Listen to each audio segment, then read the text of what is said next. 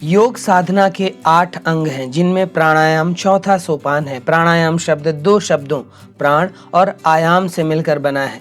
प्राण का साधारण अर्थ जीवन शक्ति और आयाम का अर्थ विस्तार अर्थात जीवन शक्ति का विस्तार। प्राण शब्द के साथ प्रायः वायु को जोड़ा जाता है, तब इसका अर्थ नाक द्वारा श्वास लेकर फेफड़ों में फैलाना तथा उसके ऑक्सीजन अंश को रक्त के माध्यम से शरीर के अंग प्रत्यंगों में पहुंचाना होता है। यह प्रक्रिया इतनी महत्वपूर्ण है कि यदि कुछ क्षणों के लिए भी रुक जाए तो जीवन का अंत हो जाता है। सृष्टि में जो चेतनता दिखाई दे रही है उसका मूल कारण प्राण ही है। इस प्रकार प्राणायाम का प्रयोजन पूरा होता है। प्राणायाम के द्वारा हमें शारीरिक तथा मानसिक समता प्राप्त हो जाती है और शरीर के सभी मल तथा मन के विकार भस्म हो जाते हैं। प्राणायाम के अभ्यास से मनुष्य अपने रोगों को नष्ट करने की क्षमता प्राप्त कर लेता है। मनुष्य की 72,000 नस नाड़ियों में शुद्ध रक्त का संचार होने लगता है, जो उत्तम स्वास्थ्य के लिए अत्यावश्यक है। आज हम आपको चंद्र भस्त्रिका प्राणायाम करने की विधि, उसके लाभ तथा उसे करने में बरती जाने वाली सावधानियों के बारे में विस्तृत रूप से बताने जा रहे हैं। चंद्र भस्त्रिका प्राणायाम करने के लिए किसी भी आसन में व्यवस्थित हो जाइए। हम आपको यहाँ पर पद्मासन लगाकर बताने जा रहे हैं। कमर सीधी रखें। अब दाएं हाथ की 2 उंगलियों तर्जनी और मध्यमा को दोनों भौं के बीच स्थित करें। दाईं नासिका छिद्र को अंगूठे से बंद करें अर्थात चंद्र भेदी प्राणायाम की मुद्रा में स्थित हो जाएं। अब इस स्थिति में भस्त्रिका प्राणायाम प्रारंभ करें। भस्त्रिका करने के लिए श्वास तेजी से लें और तेजी से छोड़ें। श्वास छाती तक ही लेनी है अर्थात श्वास को छाती तक ही लेकर उसे तुरंत बाहर भी निकालना है। इतनी तेजी के साथ इसे करें कि ठंड में भी पसीना छूट जाए या श्वसन ऐसा हो जाए जैसे आप 100 मीटर का रेस दौड़कर आ रहे हों। ऐसा करने पर ठंड में भी गर्मी उत्पन्न होगी, सारे शरीर में गर्माहट निर्मित होगी। इसे अपनी क्षमता अनुसार थकते तक 2 बार करें। 2 से 3 बार करना इसे पर्याप्त होगा। जिन लोगों को ध्यान लगाना आता है वे आज्ञा चक्र पर अपना ध्यान लगाएं और जिन्हें ध्यान लगाना नहीं आता वे दोनों भौं के बीच में या आती जाती श्वसन पर अपना ध्यान व्यवस्थित करें। चंद्र भस्त्रिका प्राणायाम करने के लिए किसी भी आसन में व्यवस्थित हुआ जा सकता है, फिर वह सिद्धासन, पद्मासन, अर्ध पद्मासन, वज्रासन, स्वस्तिकासन या फिर सुखासन ही क्यों ना हो। शारीरिक रूप से असक्षम लोग जो सुखासन पर भी न बैठ पाए वे कुर्सी पर कमर सीधी रखते हुए भी इस प्राणायाम का अभ्यास कर सकते हैं। चंद्र भस्त्रिका प्राणायाम के अभ्यास से अभ्यासी सहनशील बनता जाता है तथा मानसिक रूप से भी शक्तिशाली बनता है। यह प्राणायाम आपके भीतर प्रचुर मात्रा में अच्छे हार्मोन्स का स्त्रावन करता है, जिससे आपका आत्मविश्वास भी बढ़ता है तथा फील गुड में बढ़ोतरी होती है। इस प्राणायाम के अभ्यास से शरीर का ताप सम स्थिति में आता है, नींद गहरी होती है और मन शांत होता है। इस प्राणायाम के अभ्यास से मोटापा दूर करने में सहायता मिलती है।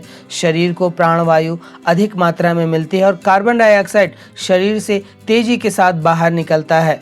इस प्राणायाम से रक्त की सफाई होती है, शरीर के सभी अंगों तक रक्त का संचार भली भांति होता है, जठराग्नि तेज हो जाती है, दमा, टीबी और श्वसन के रोग दूर होते हैं, फेफड़ों को बल मिलता है, स्नायु मंडल सबल होता है, वात, पित्त और कफ के दोष दूर होते हैं। इससे पाचन संस्थान, यकृत, वृक्क आदि की मसाज होती है। वात, पित्त और कफ की समस्याओं के लिए यह प्राणायाम रामबाण है। इस प्राणायाम की सहायता से बैड कोलेस्ट्रॉल को काफ़ी हद तक कम किया जा सकता है। पेट की मांसपेशियों और पाचन तंत्र को उत्तेजित करने के लिए इसका अभ्यास करना बेहद जरूरी है। मस्तिष्क प्रखर व याददाश्त तेज होती है। पेट की गर्मी से लेकर पैरों की जलन तक को शांत करने में यह प्राणायाम बेहद लाभदायक है। अगर कोई भी व्यक्ति इस प्राणायाम का नियमित रूप से अभ्यास करता है तो वह अपनी आँखों की समस्या से जल्द ही छुटकारा पा सकता है। चिंता, अवसाद और अन्य मानसिक बीमारियों को कम करने में सहायता मिलती है। इस प्राणायाम से पाचन अग्नि बढ़ती है। पेट की मांसपेशियों को यह सक्रिय करता है, जो कि मधुमेह के रोगियों के लिए अत्यंत लाभदायक है। एकाग्रता व मानसिक आत्मविश्वास में वृद्धि होती है। अनिद्रा, माइग्रेन के रोग में भी बेहद लाभप्रद प्राणायाम है। अभ्यास से शरीर के भीतर वर्षों से जमी हुई अशुद्धियां बाहर निकल आती हैं। यह न सिर्फ शरीर बल्कि मन को शांत रखने में भी मदद करता है। अभ्यासी शुद्ध चरित्र वाला तथा संकल्पवान बनता है। निर्णय क्षमता का विकास होता है व चेहरे की कांति व सौंदर्य में वृद्धि होती है।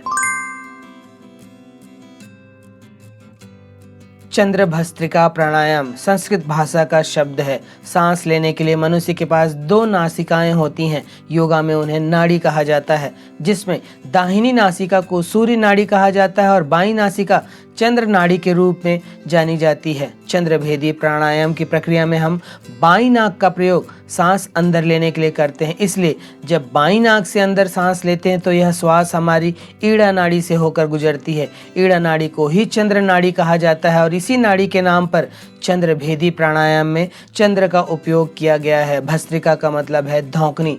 इस प्राणायाम में सांस की गति धौंकनी की तरह हो जाती है, यानी श्वास की प्रक्रिया को जल्दी जल्दी करना ही भस्त्रिका प्राणायाम कहलाता है। चूंकि इस प्राणायाम विधि में दोनों प्राणायाम अर्थात भस्त्रिका और चंद्रभेदी दोनों को साथ में किया जाता है, इसलिए इसे चंद्र भस्त्रिका प्राणायाम कहते हैं। चंद्र भस्त्रिका प्राणायाम के अभ्यास से शरीर की हजारों नाड़ियां व चक्र शुद्ध होते हैं तथा सभी 7 प्रमुख चक्र स्पंदित होते हैं। कुंडलिनी ऊर्जा मूलाधार से सहस्त्रार की ओर ऊर्ध्वगामी होती है। नाड़ियों का शुद्धिकरण होता है। चक्रों के जागृत होने से समस्त शारीरिक और आध्यात्मिक उपलब्धियां प्राप्त होती हैं और जब इन चक्रों से होती हुई कुंडलिनी महाशक्ति गुजरती है तब सब कुछ प्राप्त हो जाता है।